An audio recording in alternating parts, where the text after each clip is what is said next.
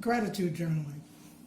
So I told you that I was going to write 21 things that I'm grateful for without using anything that's outside of my apartment. And I did that. But first I wanted to talk about why we journal, why we do a gratitude list and a gratitude journal. The list is to remind us that there is always something to be grateful for. But the journal is to help us get deeper into the feeling of gratitude. So you can actually do both. I actually do both. I like to make just a general list of things that I'm grateful for that I can keep around and look at and see. And I also like to have a journal so that I can get deeper into that feeling. And what I mean by that is, it's one thing to make a list of things that you're grateful for. Like I'm grateful for my home, I'm grateful for my family, I'm grateful for my body being healthy. But it's another thing to take one of those things, for example, my healthy body, and write why it is I'm grateful for that thing. So I actually did that one on one of the pages here. I'm grateful for my healthy body. Thank you, healthy body, for allowing me to smile at my family. For example, I can use my body to be kinder to the people around me. I thank you, healthy body, for allowing me to dance by myself. And thank you, healthy body, for allowing me to take care of myself by watching what I eat and trying to remember to get enough exercise. So when you're going deeper into these things, because that's, all of that's pretty superficial, but as you go deeper into these things, you can see that your body, when it's healthy, allows you to do everything else. And if you slow down and breathe through it, slow down and breathe with it, you can get into the feeling of gratitude, of how blessed we all truly are. Even now, even today, there are things that we can and, quite frankly, should be grateful for. And not obvious things like our family and our house, but things that we take for granted that we probably use all the time. I wrote down here, I'm grateful for Wi-Fi. And then I wrote why. I'm grateful for Wi-Fi because I can call my family at any time. Doesn't cost me anything. Just get on the computer, get on the phone, call my family. Because I have Wi-Fi. I can see my friends through these apps of Zoom and etc. Just the other day, our friend May did an exercise class, and we just got on the Wi-Fi and did the exercises. Without Wi-Fi, I couldn't do that. So I'm very grateful for Wi-Fi. And of course, I'm grateful for Wi-Fi because it allows me to make these videos and put them up on YouTube and share them with you. Thank you for watching. So if we slow down and go deeper into these superficial ideas, I'm grateful for my shower. Well, that's one thing. But when you think about it, your shower has hot water, something to be grateful for. Your shower allows you to be clean. Your shower allows you to refresh yourself. I used to live in an apartment that didn't have air conditioning.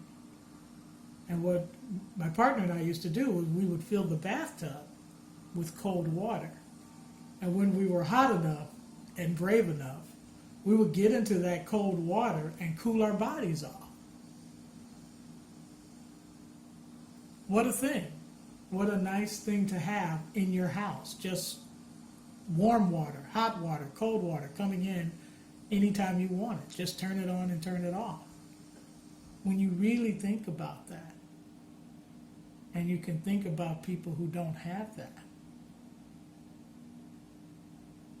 that's something to be truly grateful for. And if you sit with it long enough, you can get into the feeling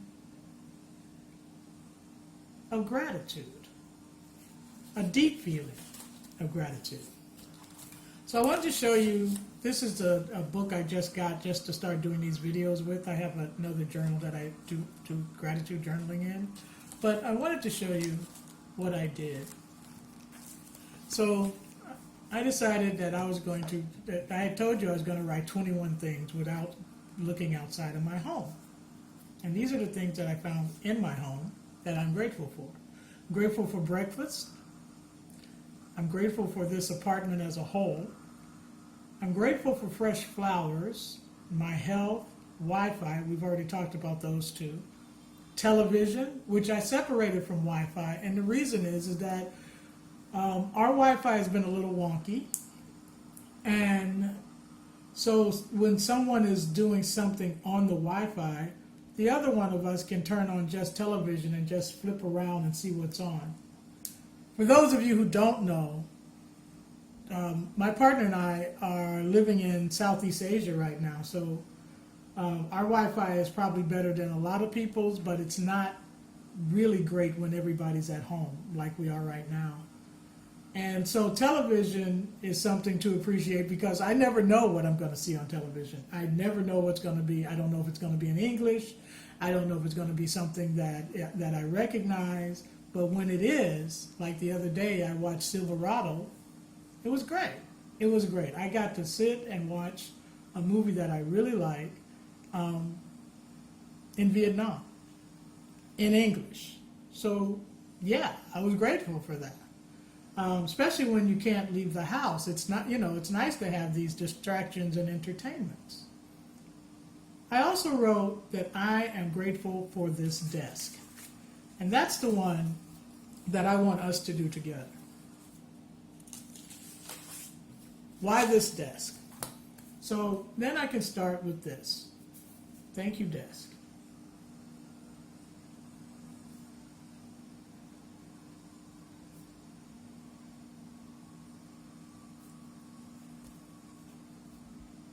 For allowing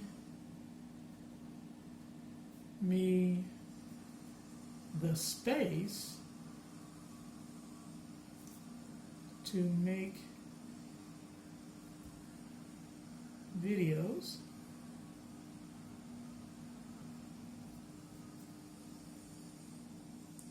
also. Marcy and I use you as our breakfast table.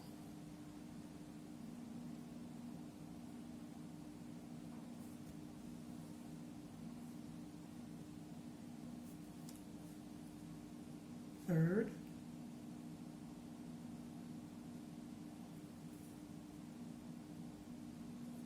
I think your wood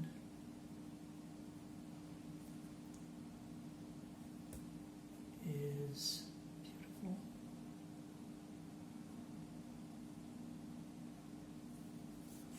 So, these are three things. They seem very superficial, but the truth is that I used to restore furniture. So the wood being beautiful, it's not superficial to me. It's important to me. I love wooden furniture, especially if it's in good condition. I actually like it better if it's in bad condition. When I have my tools, I would restore it and mostly give it away, but sometimes sell it. When I was living at the Buddha Center, I would go outside, and if you've ever lived in inner city Los Angeles, you know that there's a lot of people who put their broken furniture out to be picked up, and it may get picked up in a week and it may not. So I would go out, find things, and restore them. Marcy and I's first apartment was full of things that we found on the street that we recycled for our own use. So even though this "I think your wood is beautiful" may sound small and childish, for me it's important. For me it's a deeper thing because of my history. Having the space to make videos, well, truthfully, without this desk, I wouldn't be doing this right now. So that's obvious. And this is our breakfast table. It really is. And that is what this desk gives me. And when I look deep into it, I can see all the joy that just having this desk in our apartment brings me. And when I sit with that, I can feel that. I can get into the feeling of that.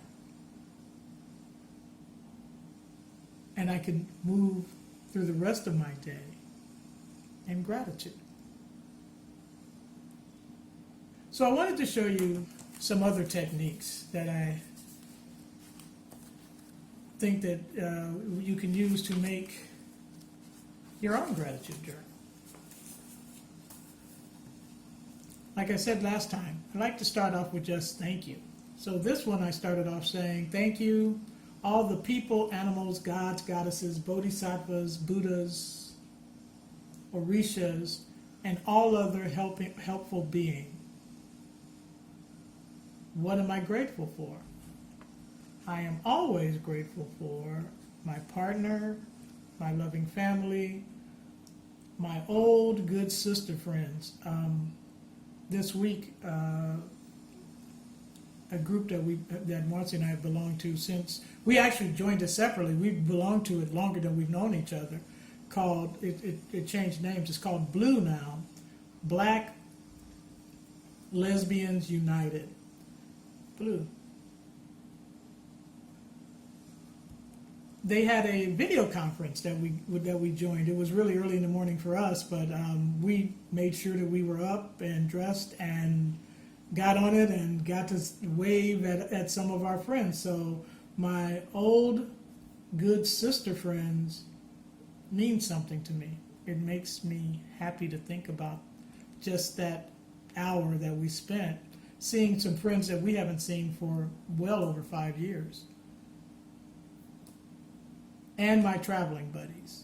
So you can take any one of these and make a smaller list, because truthfully, superficial gratitude is great, and it will help you better than no gratitude at all. That's true.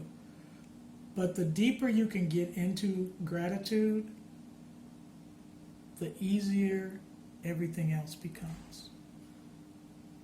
So you can take any one of these and make another list. My old good sister friends, for example.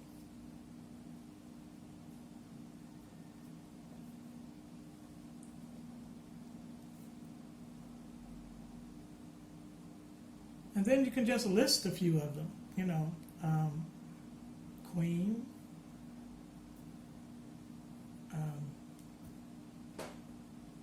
Jerry and Diane,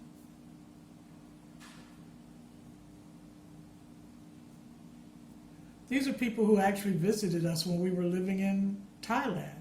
So when I think of them, I can get even deeper into gratitude. So I can take something off of that list, like Jerry and Diane,